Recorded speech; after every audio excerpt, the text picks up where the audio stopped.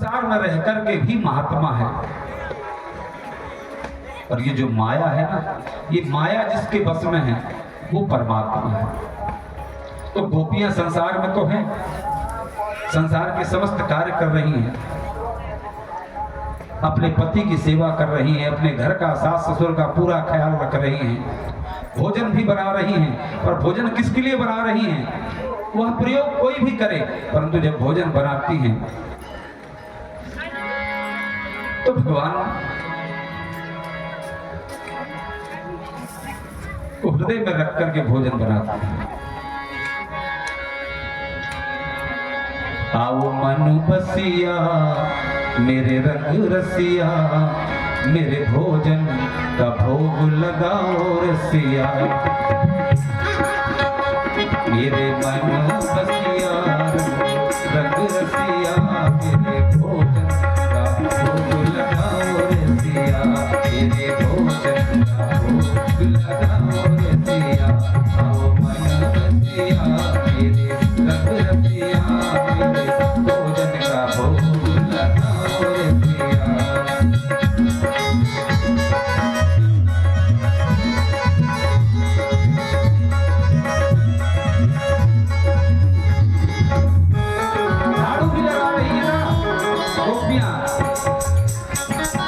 तो संसार के लिए झाड़ू नहीं लगा रही, ना अपने घर के लिए, ना परिवार के लिए।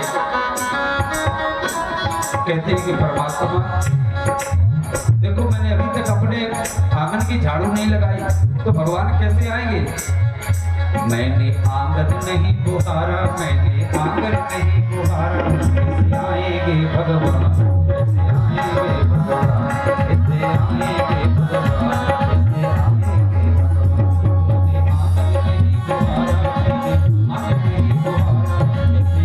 कैसे आएंगे भगवान?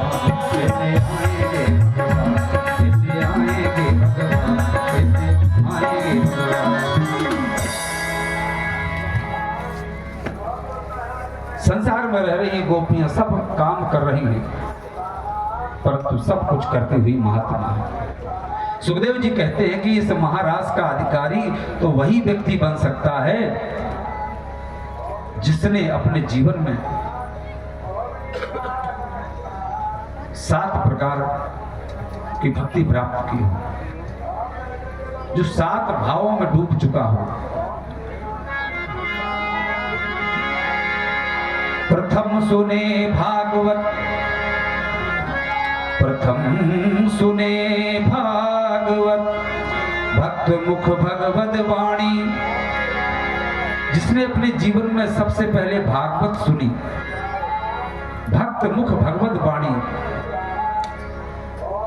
जिसने भगवत वाणी सुनकर के जो स्वयं में भागवत बन चुका हो। द्वितीय आराधे भक्ति व्यास नव भांति बखानी। द्वितीय भाव में बोले जिसने अपने जीवन में नवधा भक्ति को धारण किया हो। नवधा भक्ति परसों के दिन सुनाई थी।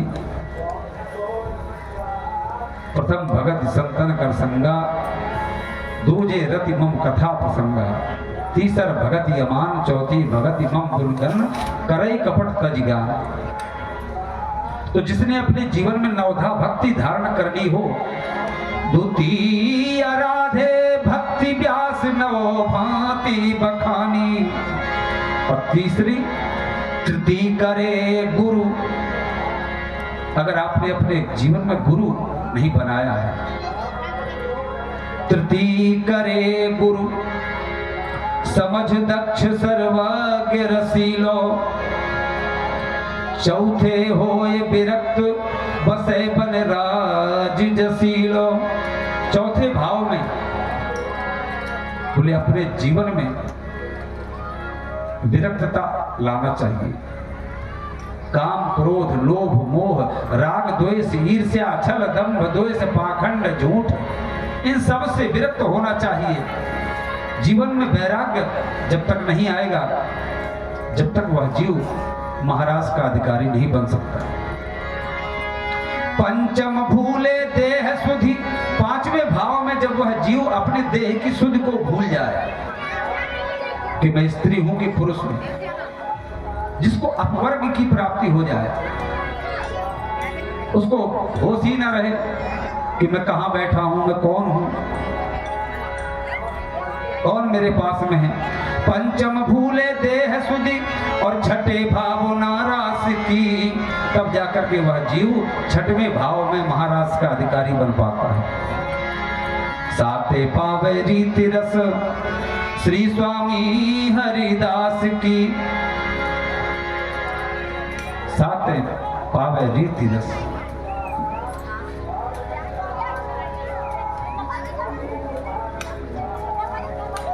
सुखदेव जी कहते हैं कि गोपियों की यही स्थिति थी। एक गोपी गाय दोह रही थी, जैसे ही भगवान की बंसी बजी और बंसी की धुन उस गोपी के कानों में पड़ी तो उसने गाय दोहना छोड़ दिया। हाथ में जो बटलोई थी वह बटलोई उसके हाथ से छूट गई और भगवान से मिलने के लिए दौड़ पड़ी।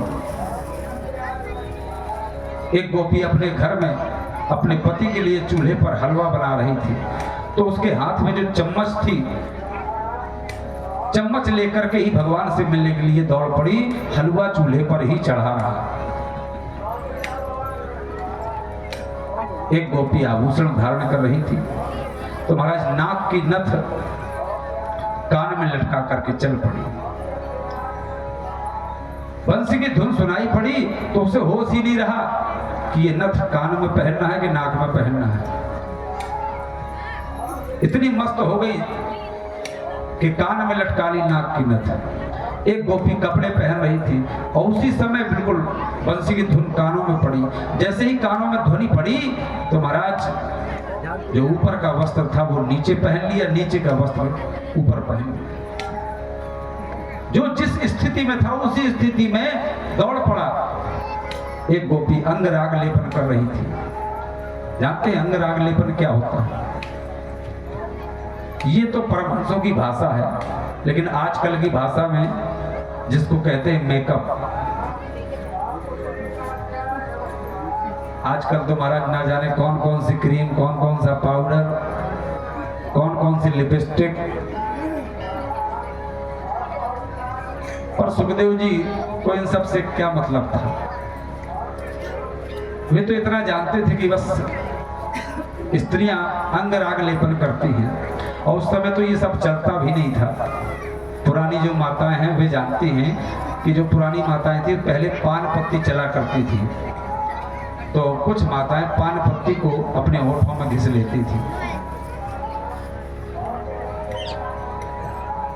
सो सुखदेव जी कह रहे हैं कि एक गोपी अंगराग लेपन कर रही थी, बंसी की तान सुनी तो अंगराग जो जहां लगा था बस वहीं का लगा रह गया और बस भगवान से मिलने के लिए दौड़ पड़ी।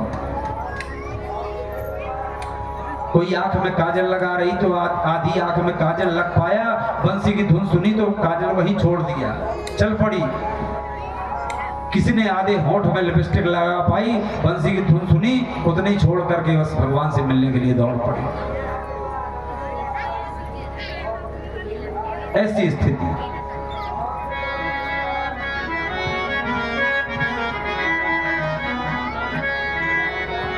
लिम्पन्त्या प्रमजन्तोन्या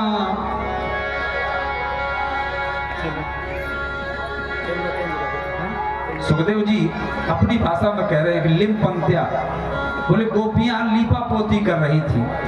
लिम्पन्त्या प्रमजन्तोन्या,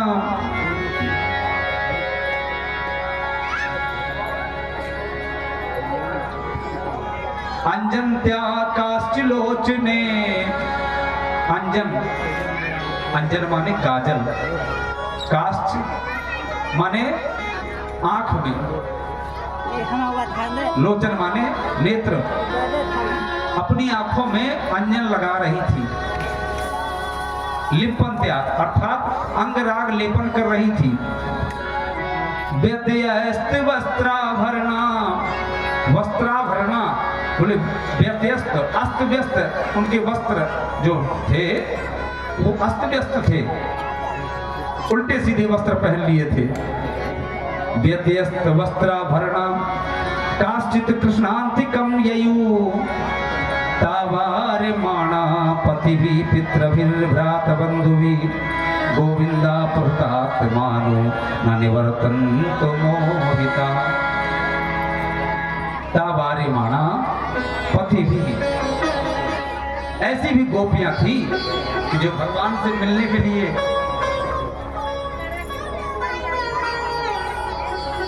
जा रही थी।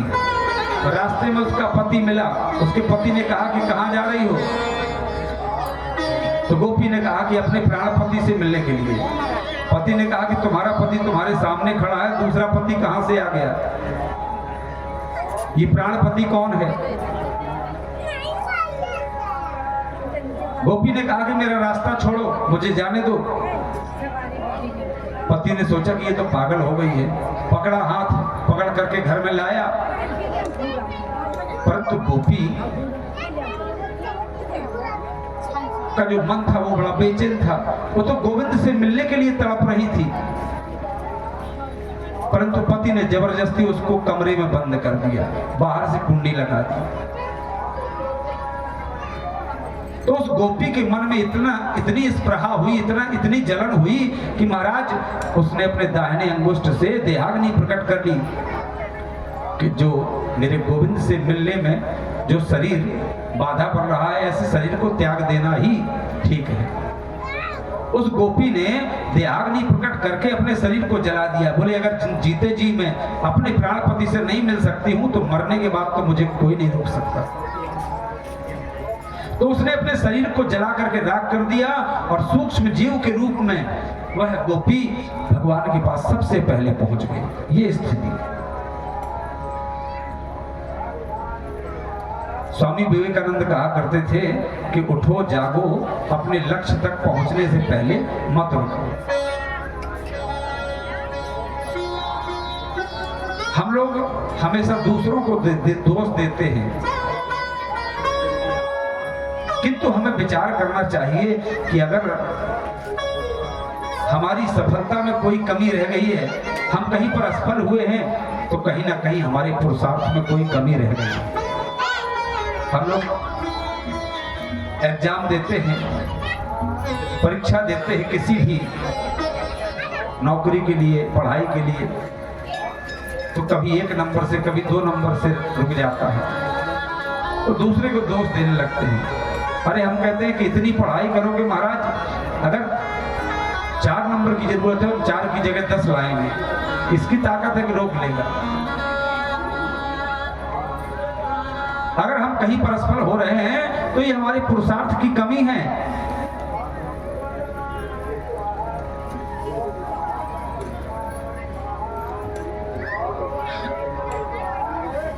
गोपियों का लक्ष्य था कि गोविंद से मिलना है। जैसे गंगा का लक्ष्य होता है कि हमें गंगा सागर में मिलना है, तो गंगा गोमुख से निकलती है और रास्ते में छोटे मोटे कंकड़ पत्थर भी अगर उसको मिल जाते हैं तो उनको अपने साथ बहा करके ले जाती है। और सामने अगर रास्ता में कहीं कोई बड़ा पहाड़ भी मिल जाता है ना, तो गंगा वापस थोड़ी लौटती है कि साहब रास्ते में पहाड़ आ गया था, अब मैं कैसे जाती गंगा सागर से मिलने के लिए, इसलिए मैं वापस आ गई। नहीं, वापस नहीं आती गंगा। गंगा पहाड़ के अगल बगल से रास्ता बना करके निकल जाती है, परंतु उसके जीवन का लक्ष्य है कि मुझे गंगा सागर से मिलना है। परीक्षित बोले भगवान इतनी ऊंची स्थिति गोपियों की कैसे हो गई? सुखदेव जी कहते हैं परीक्षित, ये गोपियां कोई साधारण गोपियां नहीं थी। ये गोपियां तो बड़े बड़े जो देवता भगवान का रसास्वादन लाभ प्राप्त करना चाहते थे, वे देवता गोपियां बन करके आए। त्रेता युग में दंडकारण्य में जो बड़े बड़े संत, वीतरागी संत भगवान की प्रतीक्षा कर रहे थे,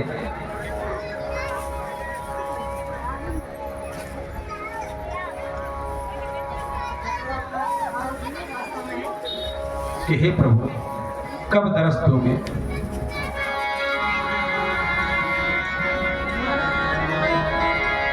कब दोगे दरस मोरे राम,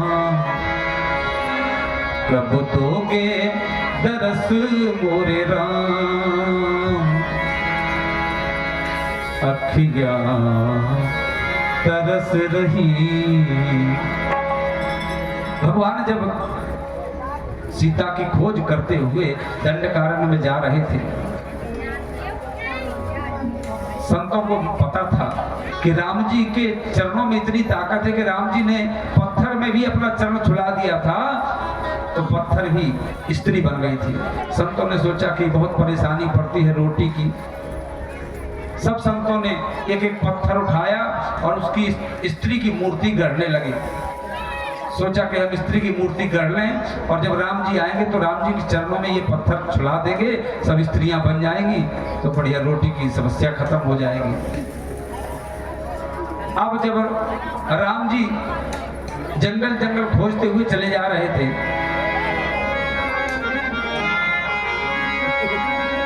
हे खग मृग हे मधुकर श्रेणी, हे खग मृग हे मधुकर श्रेणी, तुम देखी सीता मृग मेरी, तुम देखी सीता मृग मेरी। संतों ने सोचा कि जो भगवान स्वयं पत्नी के विरह में इतने व्याकुल है, इतना पत्नी जिसको मिल जाती है उसको इतना रोना पड़ता है, तो संतों ने सोचा कि हे भगवान ऐसी पत्नी नहीं चाहिए कि जिंदगी भर हमें रोना पड़े। तो सब पत्थर लिए और मंदाकिनी में सब फेंक। राम जी आए तो राम जी ने संतों से कहा कि हे संतों, इस समय तो मर्यादा पुरुषोत्तम हूँ और इस समय तुम्हारा मनोरथ पूर्ण नहीं कर सकता, लेकिन जब द्वापर में मैं श्री कृष्ण बन करके आऊंगा तब तुम्हारा मनोरथ पूर्ण कर दूंगा। तो सुखदेव जी कहते कि वही वीतरागी संत हैं जो भगवान का प्रेमास्पद रसास्वादन प्राप्त करना चाहते थे। जिस समय गोपियां भगवान के पास पहुंची तो भगवान ने बड़ा स्वागत किया गोपियों का। स्वागतम भो महाभागा प्रियम किम करवाणि वा, ब्रजस्या नामयं कच्चिद ब्रूतागमन कारणम। स्वागतम भो महाभागा, भगवान ने कहा कि आओ गोपियों, आपका स्वागत है। गोपियां बड़ी प्रसन्न हो गई कि तीनों लोगों का स्वामी साक्षात नारायण हमारा कितना स्वागत कर रहे हैं। गदगद हो गई गोपियां। पर उसी समय भगवान ने कहा कि ब्रूतागमन कारण, आने का कारण क्या है। सोई महाराज सब गोपियां जमीन पर बैठ गई एकदम से और अपने पैरों के नाखूनों से पृथ्वी की माटी को कुरेदने लगे कि हे भगवान, पहले तो ये बुलाकर के स्वागत कर रहे हैं, बाद में कह रहे हैं कि क्यों आई हो। अब जिसने बुलाया है उसे पता नहीं है कि क्यों आई हो। बुलाया तो आपने ही है ना, आप ऐसी बांसुरी बजाते कि हम खिंचे चले आते। हम तो अपना पति, घर, परिवार सब छोड़ करके इनको पाने के लिए आई हैं और ये कह रहे हैं कि क्यों आई हो। लेकिन भगवान तो उन गोपियों के प्रेम की परीक्षा ले रहे थे। भगवान ने कहा कि अच्छा आज शरद पूर्णिमा है ना, तो शरद पूर्णिमा की चांदनी देखने आई हो। गोपियों ने सिर हिला के इशारा कर दिया कि नहीं महाराज, चांदनी देखने के लिए नहीं आई, ऐसी चांदनी तो हमने जीवन में न जाने कितनी बार देखी है। तो क्या फिर हमसे मिलने के लिए आई हो। गोपियों ने सिर हिला दिया कि नहीं महाराज, आपसे मिलने के लिए नहीं आई। भगवान ने कहा अगर हमसे मिलने आई होती तो हम तो तुम्हारे रास्ता से रोज निकलते हैं, अपनी अपनी अट्टालिकाओं से वही मिल लेती, वहीं पर हमारा नाम स्मरण कर लेती। और फिर अरे गोपियों, तुम्हें लाज नहीं आई अर्धरात्रि में पर पुरुष से मिलने के लिए, और वो भी जंगल में। अगर किसी ने देख लिया होगा तो लोग क्या कहेंगे। लोग लाज मर्यादा की कोई खबर नहीं तुमको। गोपियां बेचारी लज्जित होकर के चुपचाप बैठी हैं, सुन रही हैं, कोई जवाब नहीं दे रही हैं। भगवान प्रश्न पर प्रश्न बरसाए जा रहे हैं। भगवान ने कहा तो क्या पतियों से झगड़ा करके आई हो? गोपियों ने सिर हिला के कह दिया नहीं नहीं प्रभु, झगड़ा नहीं किया। भगवान मुस्कुरा रहे हैं मंद मंद, और भगवान कह रहे हैं कि अरे गोपियों, पतियों से झगड़ा नहीं किया जाता। पति कैसा भी हो, पत्नी के लिए पति ही परमेश्वर होता है।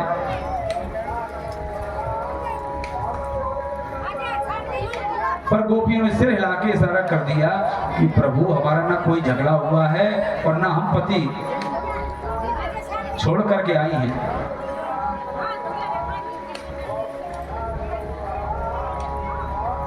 भगवान ने कहा गोपियों अब ठीक है, आ गई हो तो चुपचाप अपने घर चली जाओ। अब तो गोपियों के मन में और स्पृहा होने लगी कि बताओ, पहले बुलाया और अब भगाने लगे। सब गोपियों ने इशारे इशारे में बात की और भगवान ने 10 श्लोकों में प्रश्न किए, 10 प्रश्न किए। तो गोपियों ने आपस में मन में विचार किया कि बहन, अगर हमने इनको उत्तर नहीं दिया तब तो ये प्रश्न पर प्रश्न करते ही चले जाएंगे। आज एक स्वर में समस्त गोपियों ने 11 श्लोकों में भगवान को इतना सुंदर जवाब दिया, जिसको भागवत में कहते हैं प्रणय गीत। देखो भागवत में 5 गीत हैं, तो ये भागवत के जो 5 गीत हैं यही भागवत के प्राण हैं। जैसे हमारे 5 प्राण है ना, इसी प्रकार से भागवत के ये 5 गीत प्राण हैं। तो 11 श्लोकों में गोपियों ने प्रणय गीत गाया।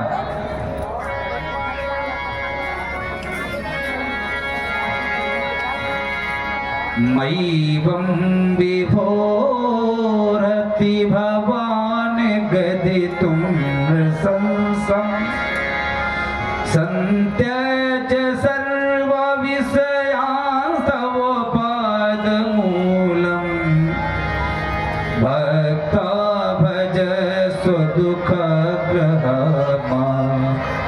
तजास्मान् देवो यथादि पुरुषो भजते मुमुक्षु। गोपियां कहती हैं कि हे प्रभु, इस प्रकार से हमारा परित्याग मत करो। अब कैसी कैसी आशाएं लेकर के आपसे मिलने के लिए आई थी, दौड़ी चली आई, और ये बताओ कि आपको ये उपदेश देने का अधिकार किसने दिया? तो महेर के छोरा, हम गवार ग्वालनी, हे प्रभु हम उपदेश सुनने के लिए नहीं आई हैं। गोपियां बोली हम तो प्रभु आपको भोग लगाने के लिए आई हैं। किस चीज का? बोले भात का। अब भात क्या है? भात तो जानते होंगे आप लोग, भात कैसे बनता है? पहले धान को कूटते हैं, तब चावल निकलता है। चावल को बटलोई में डालते हैं, दूध डालते हैं, आग में पकाते हैं, इसके बाद चीनी डालते हैं, तभी तो भात बनता है।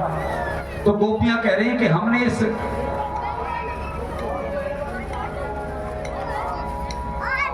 विकारों से भरे शरीर को खूब कूटा पीटा, तप किया,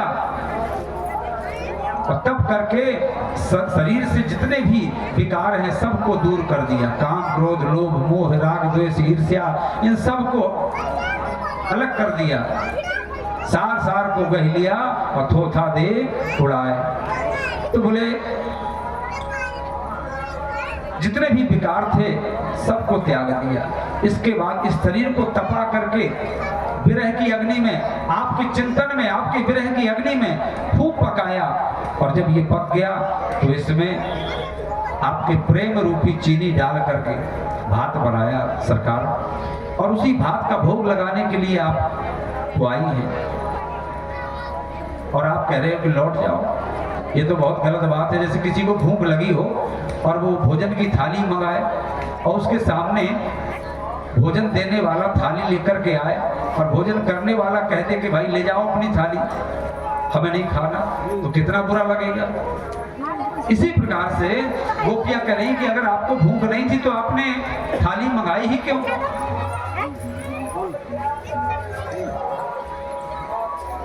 और जब थाली सामने आ गई तो कह रहे हैं कि ले जाओ अपनी थाली।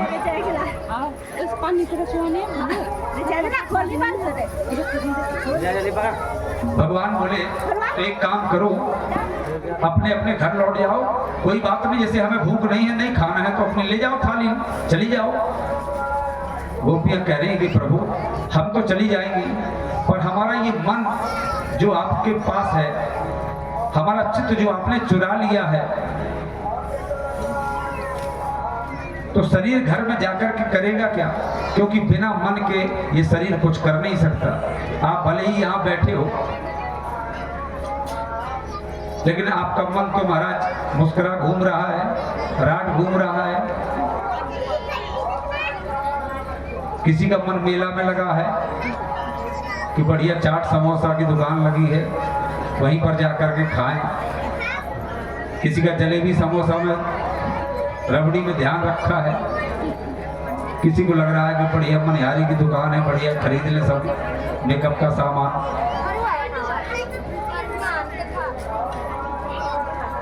तो शरीर भले ही कहीं बैठा रहे, परंतु हमारा मन भी तो होना चाहिए।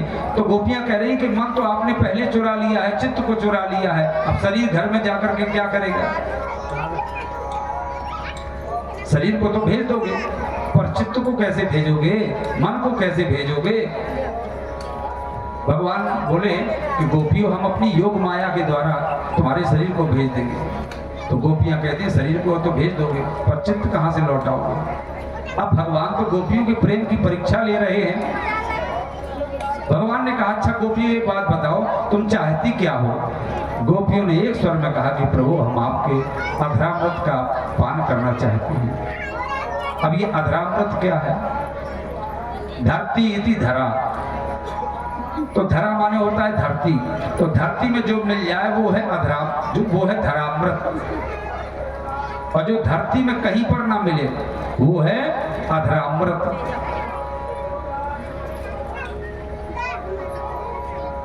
तो आज गोपियों ने प्रेमामृत रस की याचना की। परमात्मा तो रस स्वरूप है, परमात्मा का ना कोई रूप है, ना रंग है, ना आकार है, केवल अनुभूति की जाती है, रस का रसास्वादन लाभ प्राप्त किया जाता है। तो भगवान ने कहा कि भाई गोपियों चाहती क्या हो? बोले प्रभु बस आप अपना प्रेमामृत दे दीजिए। भगवान गदगद हो गए। भगवान तो गोपियों की परीक्षा ले रहे थे, कहीं इनमें संसार का कोई कण तो नहीं है। ऐसा तो नहीं कि महाराज माला जप रहे हैं और थोड़ी सी खुट की आवाज सुनाई दी तो भगवान से ध्यान हट गया, देखने लगे कौन आ गया। तो ऐसी माला करने से क्या फायदा कि हम माला घुमा रहे हैं और हमारा मन लगा है घर में। एक माता जी कथा में आई सुनने के लिए, बैठी थी, बार बार उठे बैठे। हमने पूछा कि माता जी क्या बात है, क्यों आप इतनी परेशान दिखाई दे रही हो? माता जी बोली महाराज मैं जब कथा सुनने के लिए घर से आई तो मैं ताला लगाना भूल गई, इसलिए मन तो ताला में अटका है। ये मनीराम बड़ा चंचल है, कर रहे हैं माला और मन कहीं घूम रहा है।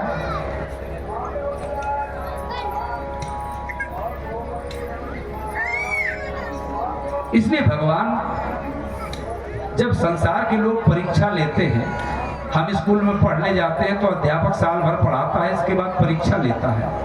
परीक्षा लेने के बाद ही हमको मार्कशीट देता है कि अब तुम अगली कक्षा में जाओगे।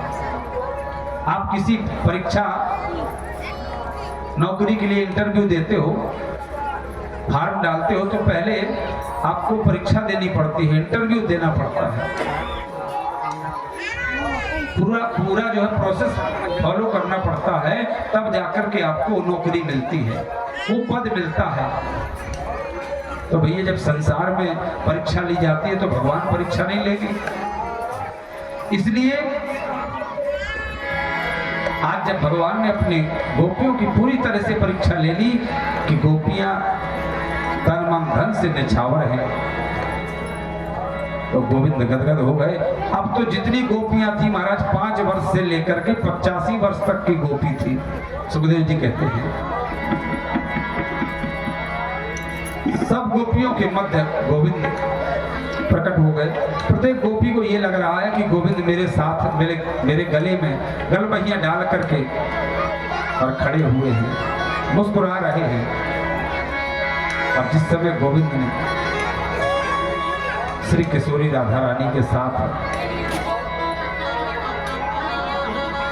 नृत्य किया तो गोपियां गदगद हो गई। सब गोपियां गोविंद के साथ नृत्य करने लगी।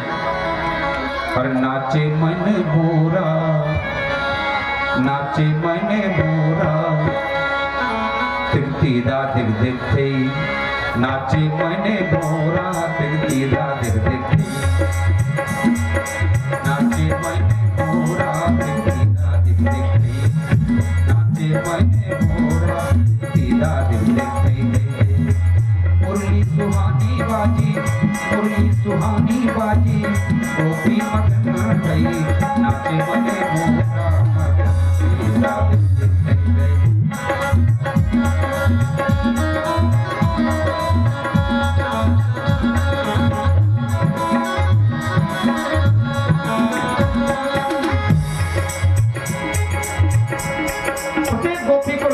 कन्हैया मेरे साथ नृत्य कर रहे हैं, गोपी बड़ी मगन है।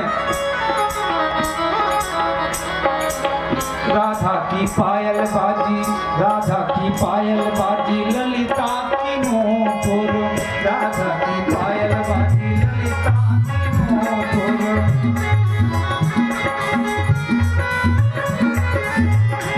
समस्त देवता आकाश मंडल से, क्योंकि वहां पर उस महाराज में किसी भी पुरुष को जाने की अनुमति तो है नहीं, पर देवता आकाश मंडल से भगवान के महाराज का दर्शन कर रहे हैं। करने को आए हैं, करने को आए हैं दर्शन, करने को आए दर्शन, न घुसे सुरपुर।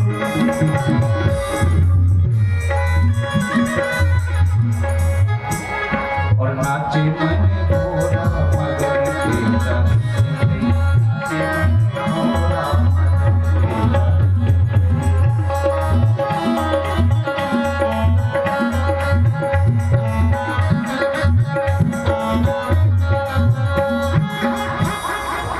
अब जिस समय गोविंद गोपियों के साथ नाच रहे थे तो गोपियों को अहंकार हो गया,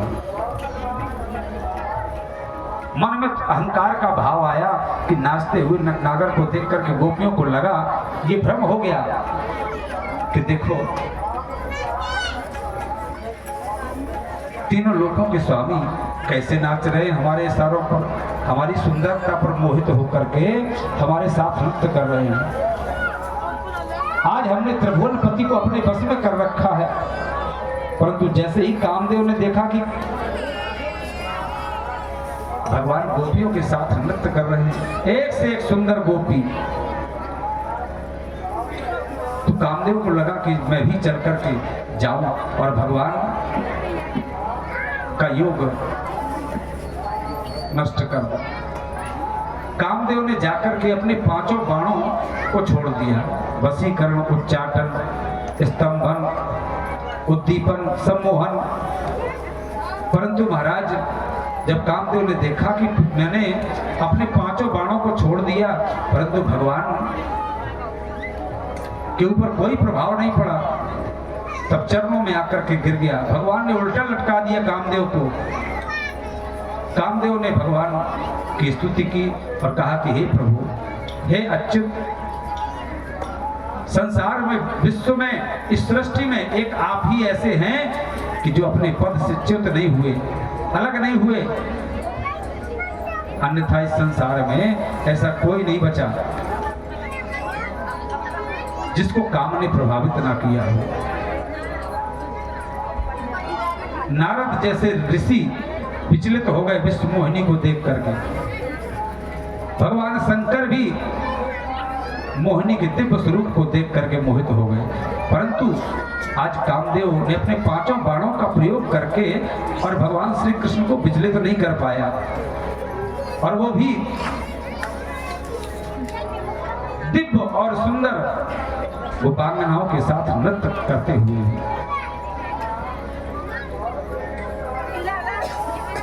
सुखदेव जी कहते हैं कि राजन, उन गोपियों के मध्य में एक माननी गोपी थी, उसको लेकर के भगवान अंतर ध्यान हो गए। गोपियां नृत्य कर रही थी, माननी गोपी को लेकर के भगवान अंतर ध्यान हो गए। ये माननी गोपी कौन है भाई? ये माननी गोपी कोई और नहीं, श्री किशोरी राधा रानी, भगवान की जो परम शक्ति है। क्योंकि राधा जी को मान हुआ, बाकी को अभिमान हुआ, और भगवान का तो भोजन ही अभिमान है।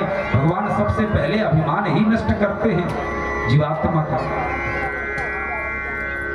अब इधर जब गोपियों ने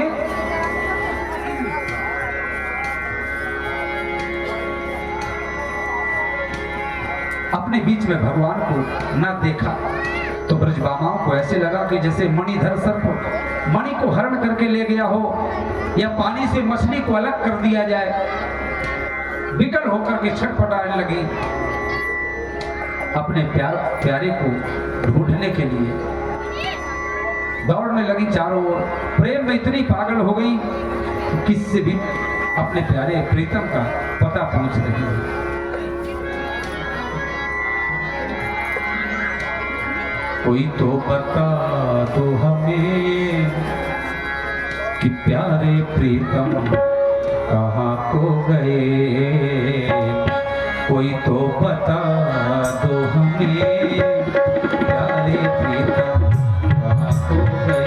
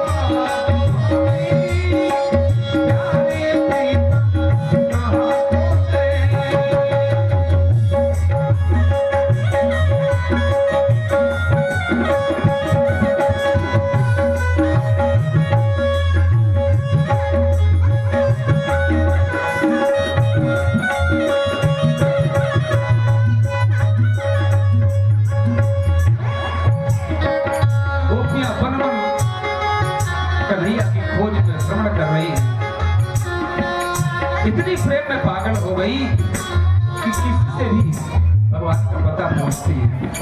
एक पीपल का पेड़ लगा हुआ था, एक तरफ बरगद का पेड़ लगा हुआ था। तो कह रहे भैया आप तो पुरुष जाति को हो, आपने तो जरूर देखा होगा हमारे प्यारे को। देखो ना आप कितनी लंबी लंबी शाखाएं हैं, ये भुजाएं।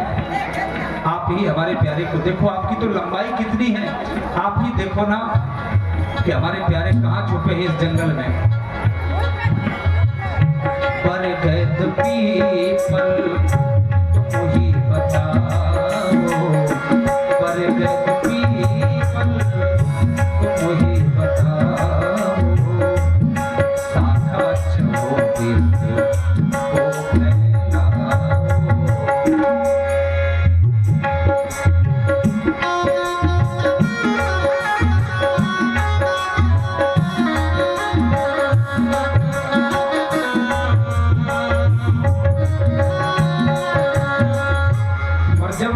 पीपल और बरगद से कोई उत्तर नहीं मिला गोपियों को, तो गोपियां आपस में संवाद करती हैं कि बहन देखो ये पुरुष जाति के हैं, ये हमें हमारे प्यारे का पता क्यों बताएंगे। ये तो हमसे वैसे ही स्पृहा करते हैं, जलन करते हैं, ईर्ष्या रखते हैं।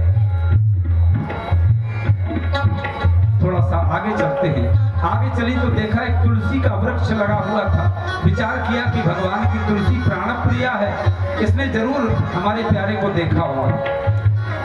तुलसी बहन तुम बताओ, तुलसी बहन बताओ, पर तुलसी से भी कोई उत्तर नहीं मिला। तो आपस में संवाद करते हैं, कहते हैं बहन देखो ना, ये तुलसी तो हमारी सौतन है, और कहते हैं कि सौतन तो आटे की भी भली नहीं होती है। ये हमारे प्यारे का पता क्यों बताएगी? थोड़ा सा आगे चली, देखो ना ये पृथ्वी पर जो हरी हरी घास कितनी खिली हुई है, जरूर हमारे प्यारे को ये पृथ्वी तो भगवान की प्राण प्रिया है, इसने अपने आंचल में छुपा रखा होगा, इसलिए इतनी प्रसन्न है। तुलसी बहन पता बताओ, हे पृथ्वी तुम भी बतलाओ।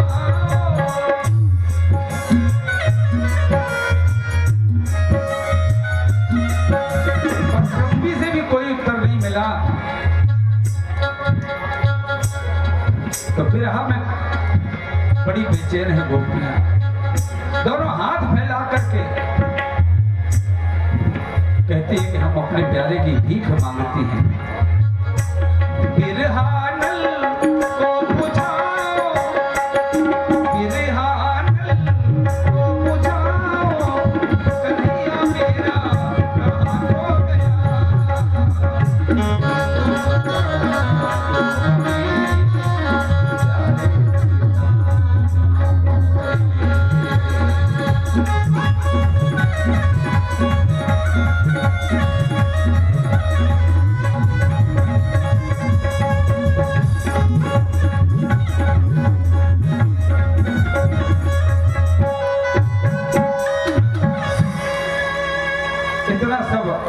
ढूंढने के बाद जब गोपियां आगे बढ़ती हैं तो देख रही हैं कि एकदम जितना भी आगे बढ़ रही हैं,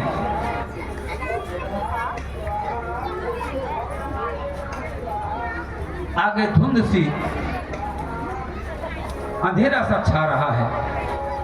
सब गोपियां वहीं पर बैठ करके भगवान की लीलाओं का अनुकरण करने लगी, भगवान के विरह में पागल हो गई, सब अपने आप को कृष्ण मानने लगी, कृष्णमय हो गई सब गोपियां। कोई यशोदा बन जाती है, कोई पूतना बन जाती है, कोई ग्वाल वाल बन जाती है, तो भगवान की लीलाओं का अनुकरण कर रही हैं। कभी कोई गोपी किसी गोपी को अपनी गोद में लेटा करके अपना स्तनपान कराने लगती है, कभी गोपियां अपनी चुनरी को, चार गोपियां चुनरी के चारों कोनों को पकड़ लेती हैं, बीच में गोपियां अपनी उंगली लगा लेती हैं। एक गोपी श्री कृष्ण बन करके कहती है देखो अरे कन्हैया तुमने तो अपनी उंगली पर गिरिराज जी को धारण कर लिया। ऐसी भगवान की लीलाएं कर रही हैं।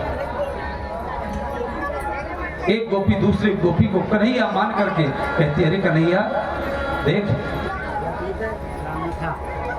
जल्दी से मेरे पास आ, मैं तुझे स्नान करा दूं और तेरी सुंदर सी चोटी गोथ दूं, तेरी आंखों में काजल लगा दूं, सुंदर वस्त्र पहना दूं। ऐसी भगवान की लीलाओं का अनुकरण कर रही हैं।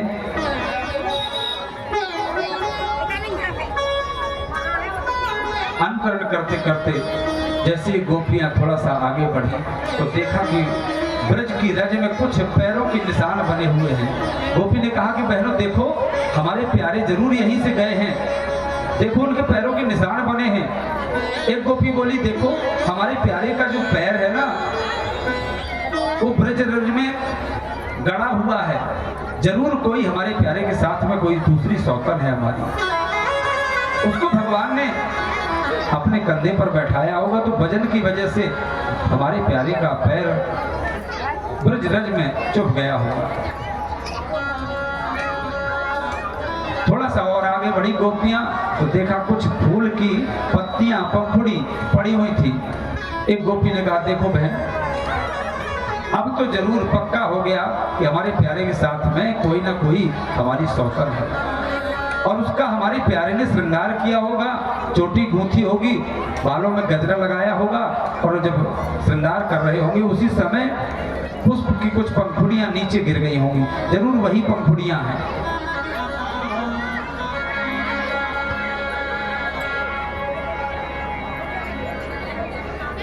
गोपियां कहती हैं, ओहो समझ गई, यहाँ पर ये जो फूल चुन चुन करके उनका श्रृंगार किया है ना, ये जरूर हमारे प्यारे ही होंगे। केश प्रसाधनम तत्र कामिन्या कामिना कृतम तानि चूडयता कांता मुपो विष्टमिह ध्रुवम। अब तो गोपियों के मन में और स्पृहा होने लगी और जलन होने लगी कि उनके साथ में आखिर है कौन।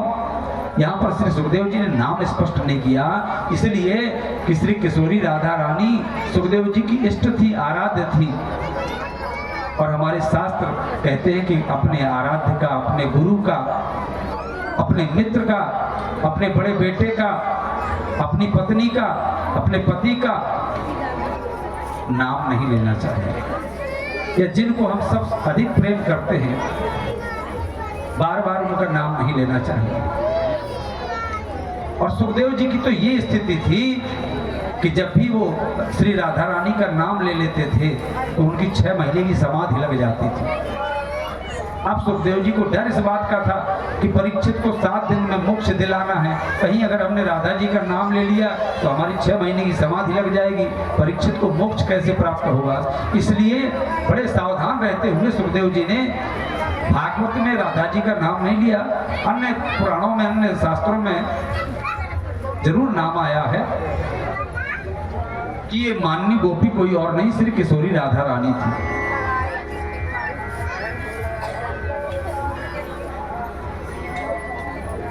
इसलिए श्री सुखदेव जी परीक्षित को सावधान होकर के कथा सुना रहे हैं।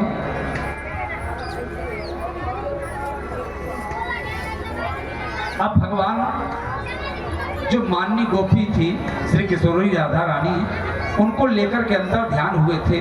तो जब भगवान जंगल में जा रहे थे तो चलते चलते श्री किशोरी राधा रानी भगवान से बोली कि प्रभु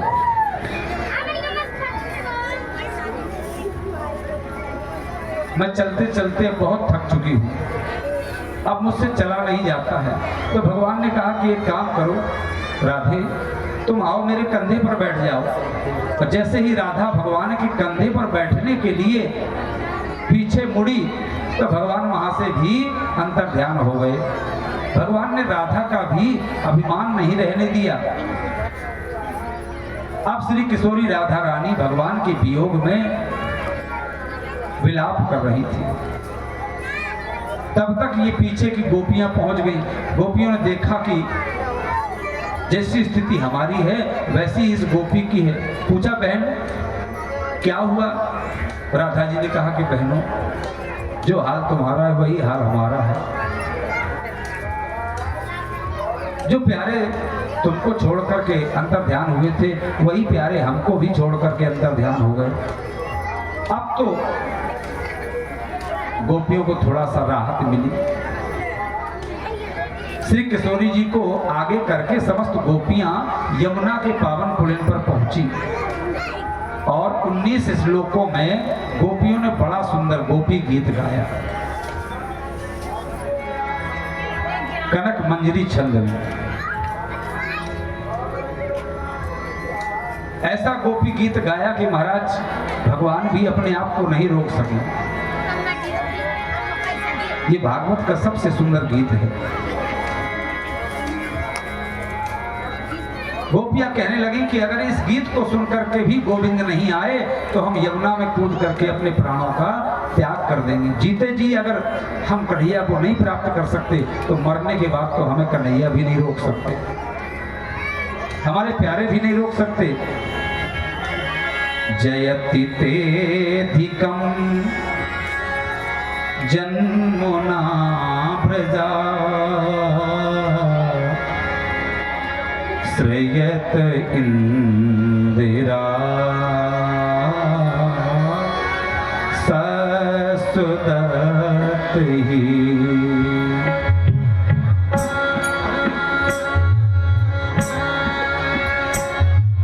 दैत्य द्वेषता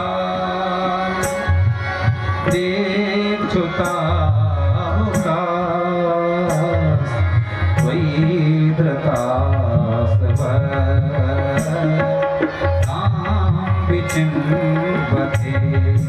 हे प्रभु, जब से आपका इस ब्रज में जन्म हुआ है तब से इस ब्रज मंडल की महिमा और भी बढ़ गई है, और तो और जो चलायमान लक्ष्मी है ना वो भी स्थिर हो गई। सैर दुदास ये साधु जात सर से जो दरे श्री मुसार सुरत नाथ ते सुल्क दासिका वरद निवन सो नेह क्यों बता जिस जला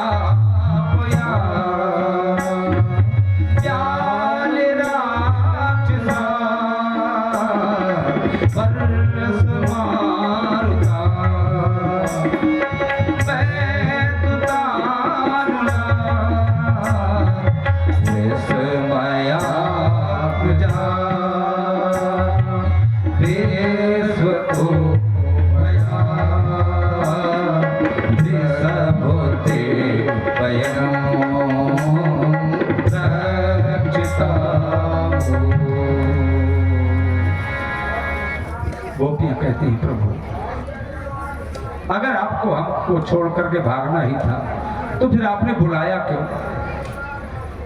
आप ही तो कहते हो कि मैं जिससे अधिक प्रेम करता हूं उसको मैं अभय कर देता हूं, तो क्या आपको दिखाई नहीं पड़ता कि हम आपको खोजते हुए वन वन भटकती फिर रही हैं और ये आपको सब अच्छा लगता है?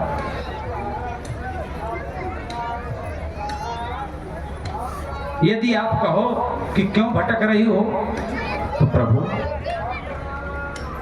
ये शरीर क्या प्राणों से अलग रह सकता है? जब हमारे शरीर में प्राण ही नहीं है, प्राण हमारे हमको छोड़ करके चले गए तो शरीर तो भटकेगा ही। आज यमराज भी आकर के ना हमारे शरीर में हमारे प्राणों को खोजेगा तो यमराज को भी वैरम लौटना पड़ेगा, क्योंकि प्रभु हमारे प्राण पक्षी तो आपके पिंजड़े में कैद हैं। आप तो हमारे प्राण प्यारे हैं, और यदि मारना था तो इतनी बार बचाया क्यों? कंस ने कितनी बार इस ब्रजमंडल पर उत्पात किया, पर आपने हर बार बचाया।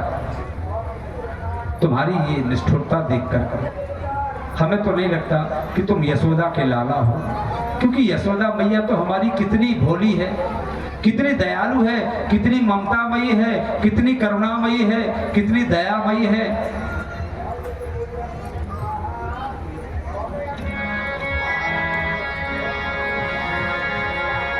न खलु गोपिका नंदनो भवान अखिल देहि नाम अंतरात्म विखन साचितो वेशुभुक्तये सख उदेवान सात्वतां कुले। यदि तुम्हारा ये संकेत है कि हमारे अंदर अभिमान है तो प्रभु, तो आपने तो बड़े बड़े अभिमानियों का मान भंग कर दिया है। कालिया नाग जैसे नाग का तो आपने मान मर्दन किया है, तो क्या आप हमारे हृदय में जाकर के हमारे अभिमान का भवन नहीं करा सकते हो? अरे कन्हैया, जिन चरणों को हम अपने हृदय में रखने से डरते थी, कहीं ऐसा ना हो कि हमारा ये कठोर वक्षस्थल आपके सुकोमल चरण कमलों में चुभ न जाए। आज वही चरण कमल जंगल में कंटकीर्ण मार्गों में भ्रमण कर रहे हैं। हे प्रभु, ऐसा हमारा क्या अपराध था? ये तो पकड़ लेगा तो ना नहीं करा था। यह सोचकर हम बहुत दुखी हैं। इतना कह करके गोपियां एक स्वर में विलाप करने लगी। प्रभु, हम यशोदा मैया को क्या जवाब देंगे?